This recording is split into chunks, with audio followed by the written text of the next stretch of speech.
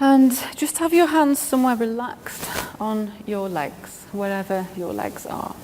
The important thing is to be able to sit upright. So sometimes it's quite nice to find a wall, and you can even sit against the wall if you want to. So do remember that. It's probably just going to be about 7 minutes that we're going to be doing this. So sit so that the spine's nice and upright. And it's a little 4-step process. And all we need to do is just to allow the body to settle. So feel the body settling into the floor. Have the hands just resting comfortably on the legs. And feel your spine straight. Feel the body settling into the floor, and you can let your eyes close if that's comfortable for you, or you can keep them open. But if you keep them open, just dip the chin towards the chest so that the eyes can look down and just softly gaze at the floor.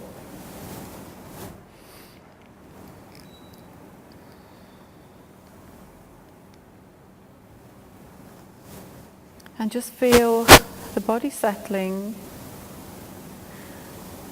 feeling the weight of the body on the floor and the base of the body in contact with the floor, this strong, stable base. And feel a softness and a lifting up through the spine.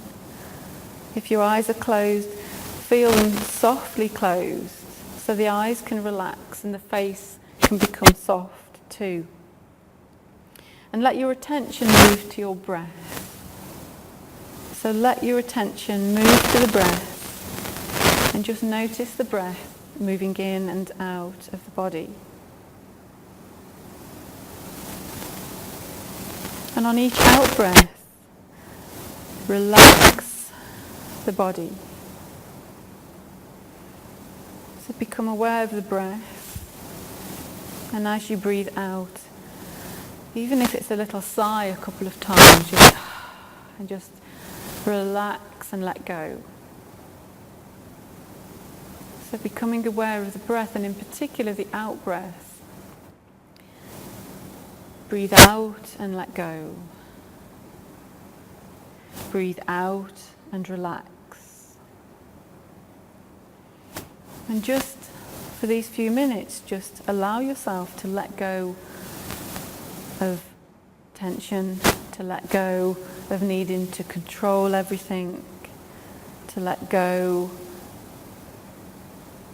of any discomfort. Just breathe out and let go. And bring your awareness to the center of the chest, to the middle of the chest. And in this area of the body, we can feel the physical presence of the heart. This might take a little time to gradually begin to feel or hear or somehow notice the heartbeat itself, even if it's a more intuitive sense of the heartbeat. It may take a little time.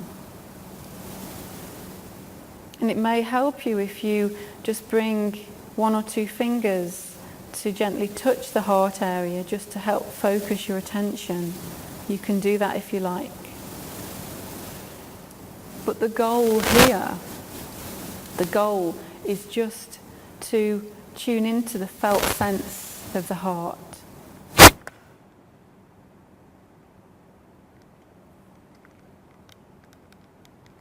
Just begin to be aware of the felt sense of the heart and the heartbeat. Becoming aware of your heartbeat.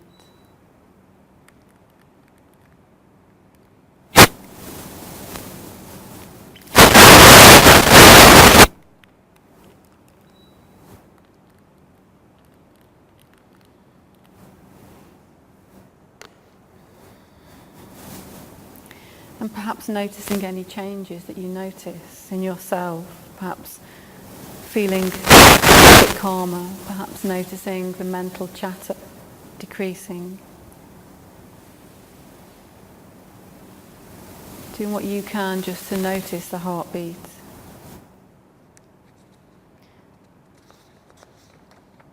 And then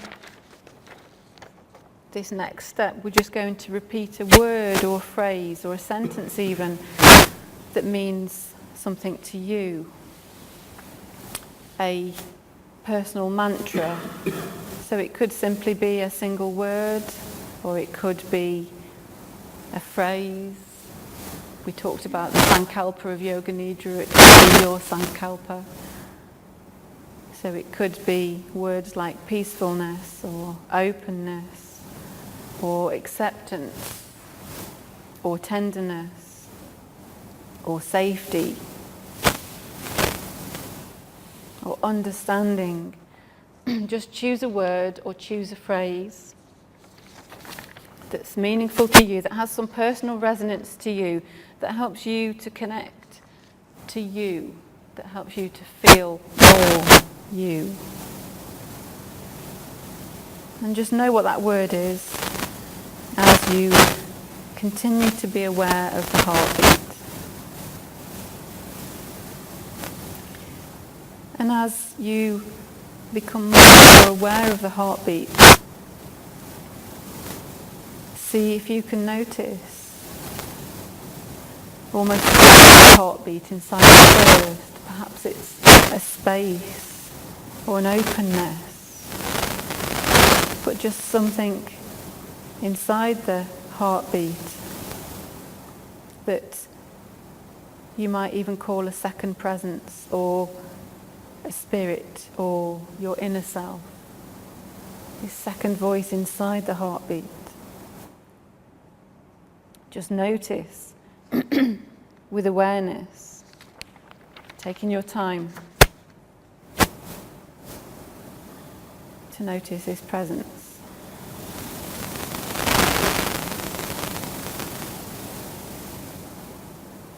And then, when you're ready, we're just going to repeat the word or phrase that you've chosen. Just repeating that to yourself on each heartbeat, quietly, silently. So focusing on the heartbeat and repeating your word or phrase silently to yourself in your mind on each heartbeat. Like a mantra, a silent repetition, repeated use of this word on your heartbeat.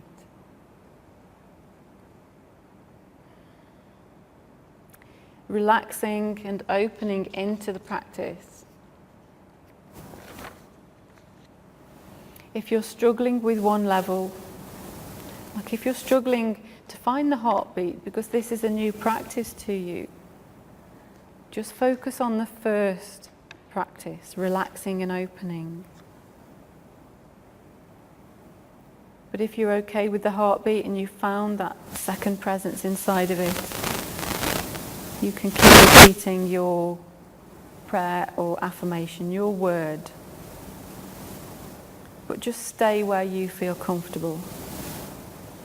And if any step becomes difficult, just return to the earlier step.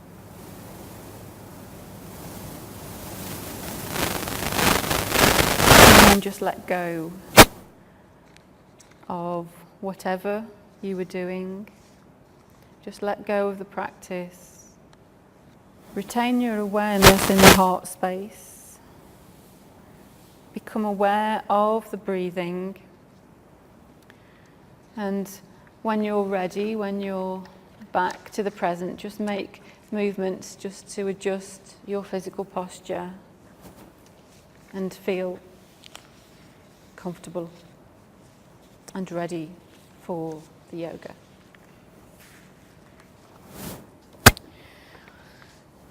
So we're going to do the yoga practice, and we're going to work more on goals and ambitions next week, but you might want to think, just as we're doing this, what are your goals moving forward from this course? It might be to do more of this and to keep up the yoga practice. It might be to start to look at what you want to achieve in your life, but small goals. So you might just want to start thinking about them. You might want to list them down in your workbook, along with any refinement of the needs that you started to list last week, and we'll work more on that next week. Okay, so put your papers away so that you've got a nice clear mat. I don't know why they're blowing, I can't get them to switch off, so is everybody okay? You're going to be able to put up with it? Yeah. Okay, the one thing that's also in the workbook is the importance sometimes of communicating clearly with other people. You know, quite often, for example, if we have needs, or if somebody is doing something that's bothering us, sometimes, you know, our big problem is that we don't have a way of communicating that to other people in a way where we don't get angry or annoyed or frustrated. Do you know what I mean? Just sometimes we kind of just lack that skill. So this was something that I learnt on my NLP training, and I always found it really useful. So it's a 3-step process to help you communicate with other people. And it's the way that we express what we feel. So I feel. So, you know, me with my husband, I'm trying to think of an example out of the many. Not really.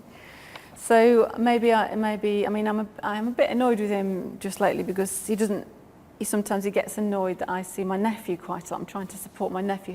He's had a bit of a tough life, and I'm really trying to support him at the minute. So I might say, for example, to my husband, I feel upset that you don't let me see him as much as I need to. So I feel upset that you don't let me see him as much as I need to. I need to see him once or twice a week. You know, I need to see him once or twice a week. This is what I need. He needs it, I need it. So this is me talking to my husband. I feel upset that you won't let me see him as much as I need to. I need to see him once or twice a week. You know, I'm willing to spend more time with you to make up for that. So I'm willing to dedicate 2 evenings a week just to be with you, if that's going to help. So it's I feel, I need, and I'm willing to. Nobody can argue with how we feel, because that's how we feel. You know, it's subjective, but it's fact for us. Do you know what I mean? You know, somebody can argue when we say, you know, I think you're being an idiot. Well, I don't think I'm an idiot. Well, I think you are. You know, that's arguable, isn't it? But nobody can argue with how we feel. So we're expressing how we feel. It takes a bit of confidence, a bit of guts sometimes. And maybe start with this in small steps. So don't take a big humdinger of a thing to begin with. Maybe something that's a 4 or 5 out of 10, not a 10 out of 10. And practice it, because it's powerful. So I feel, I need to see him at least twice a week at the minute. He's really struggling. He's going through bad time. He's a little bit upset about things.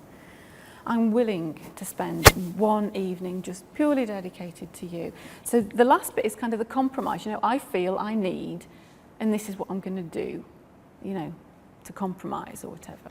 So it's just a nice 3-step process. Yeah. Right.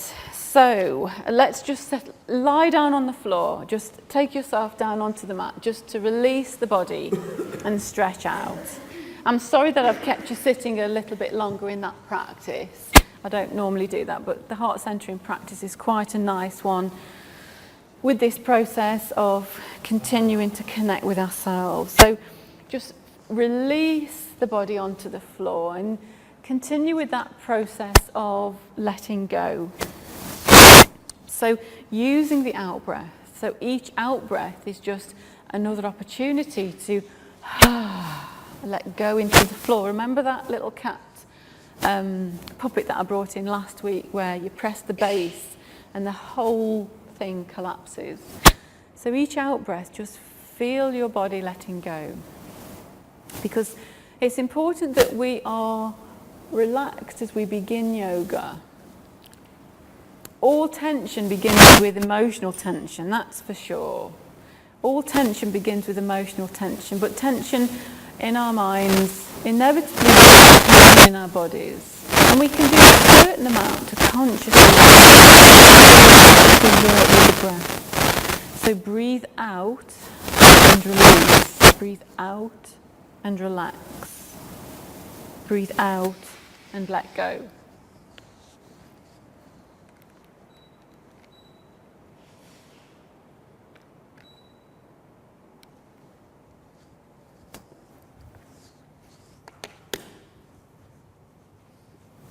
And just feel how that feels in your body. Can you notice the body releasing into the floor? Can you not? Can you feel the body getting heavier on the floor? The body just melts that a little bit more into the support of the floor. So you see, we begin the practice as relaxed as we can be. And then during the practice, we try and stay as relaxed as we can be. So even if we're doing a strong posture, there should be a sense of relaxedness within it. In yoga, we say sthirya sukha. So we have a strength and a steadiness in the posture, but a spaciousness and a relaxedness at the same time. So we hold on to the two together, a steadiness and a strength, but a spaciousness and a relaxedness. So we're not forcing ourselves. You know, yoga is not gymnastics. In yoga, you know, people who can bend themselves in all kinds of directions think they can do yoga. They can't. Quite often the people who can't tie themselves into headstands, handstands, pretzel postures, they're the ones who can really do yoga. Because yoga is about working with the breath, and it's about effortless effort. It's about holding a relaxed, open space. So we're never forcing the body to do anything, because that's not yoga. That's this head, the head getting in the way, forcing the body to do things. So there's none of that in yoga. So just a few gentle stretches. So bring your legs and your arms, legs together, arms by the side of the body. And just do a few stretches in your own time. So lift your arms right up and over your head. Just be careful of the one behind you. You might need to move. You might need to move your mat a little bit down, or if you've got a bit of space, you can move it down. And then breathe out and release. Release the arms back down. Breathe in, lift the arms up. And when you're here, have a real stretch in whatever direction you feel. The toes may point up, the toes may point down. Have the arms on the floor. So rest the arms on the floor and have a real stretch overhead. And then release the arms back down on an out breath. So it's just your chance just to begin stretching the body. And then just do that once more. That's it, in your own time. Take the arms all the way up overhead. Rest them on the floor overhead if you can, or take them out to the side and bend the elbows and have a stretch. And then release the arms back down.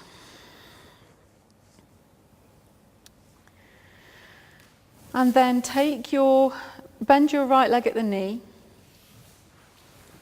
and take your knee over the chest. That's it, keep the left leg straight. And draw your knee close into your chest. And as you breathe out, lift your upper body and your head to look down at the knee. So lift your right eye towards your right knee. So breathe out and lift. So right eye comes towards the right knee. Hold that for as long as it's comfortable for you. And breathe in to release it back down. And just do that twice more. Just on the out breath, you do the movement. So breathe out to release up, so feel a bit of tension in the abdominal muscles, eye towards knee, breathe in to release back down. And then once more on that leg, feel the awareness in the abdomen, feel the abdomen working, in the release in the right hip.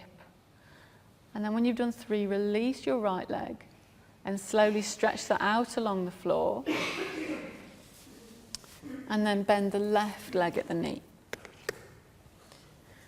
Okay, feel the back of the hips in contact with the floor. Before you do the movement, just bend the knee and then take the thigh over the chest. So take your thigh over your chest and just hold around either the back of the knee or the top of the knee with your hands interlaced. And just notice how this feels. If this feels a bit of a stretch, you may want to bend your right leg. If this feels a bit of a stretch, you may want to bend your right leg and just have the foot on the floor. But otherwise, we do the same on the left. So breathe out, lift the head up. So the left eye comes towards the left knee. Hold that for as long as is comfortable. Feel the awareness in the belly and the abdomen working, and the release and stretch in the hip. Breathe in to release back down in your own time. And do this twice more with your own breath. Holding for as long as is comfortable. Breathing in to release back down. So you have a lovely stretch along the long leg, the right leg, and the front of the psoas muscle through the hip. And we're really doing some nice work into releasing the hips. 3 in total. And then float your left foot back down to the floor. Keep the knee bent. Or actually straighten both legs out along the floor, because the body wants to do that, doesn't it? And just feel how that feels to begin with. Yeah. And then bend both knees.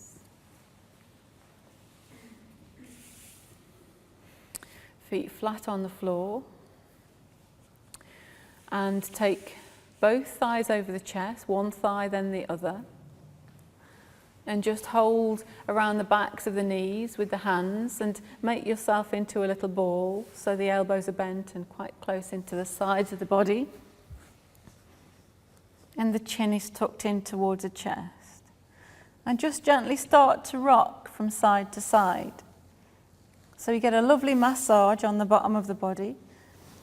If you push the buttocks down so the feet drop a little bit more towards the floor and rock there, you can have a rock right along the base of the sacrum. And then you can just lift the buttocks up so that you're rocking more on the middle of the hips. And then you can lift up a little bit higher so that you feel the rocking more on the low back, and just have a play around with that. It's a really lovely self-massage. Working on some quite important, well, acupressure points, but some important areas of the body where the afferent nerves leave to go down the legs. And then just come to stillness, still holding the thighs. And this might not be for everyone, but we're going to just slowly start to rock back and forth. And the aim is ultimately to rock up to sitting. It might not be for everyone, and to get that, you need to allow a little bit of movement in the low legs as you rock up. And you can really have a rock. You can rock up, almost sit up, and then rock back. And you can really let yourselves rock back. And it's a very, very lovely massage along the bladder meridian.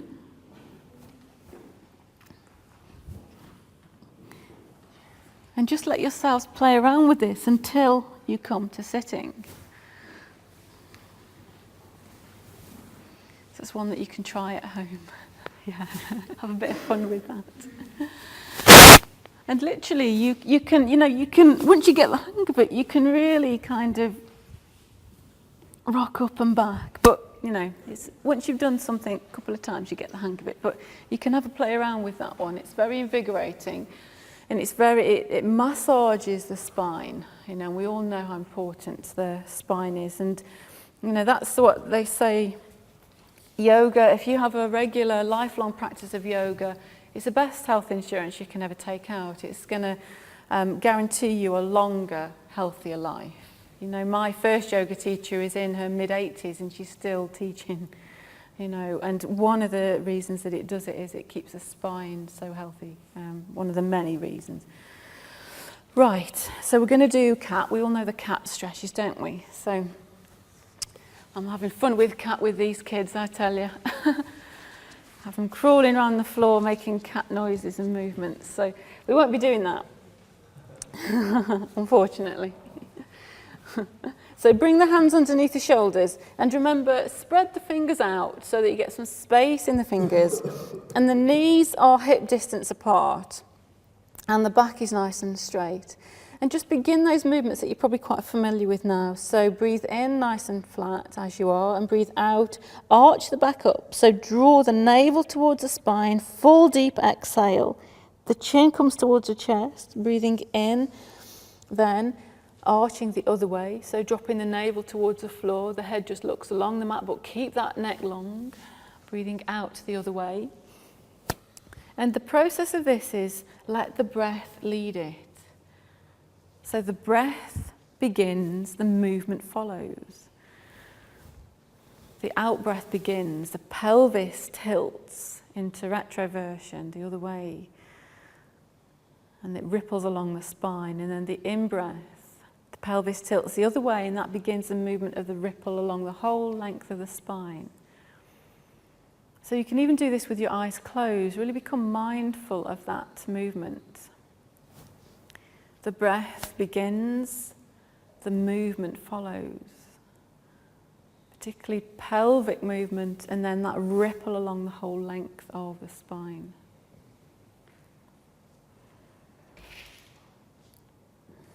Very good. And just keep that going at your own pace. Now you can speed this up if you want. You know, if you're feeling a little bit more depressed today, it's quite nice to speed it up. And if you're feeling more anxious, you can go slower. So really adjust this to your own pace. You know, if you want a bit more energy, you can really speed it up. Keep breathing. Or you can go nice and slow. And then the next time you breathe in, just come to the flat back position and just take your buttocks back onto your heels and just stretch out through the arms. And remember, if this is a bit difficult, you can make two little pillars with the hands and rest the forehead on the hands, just to have a rest here.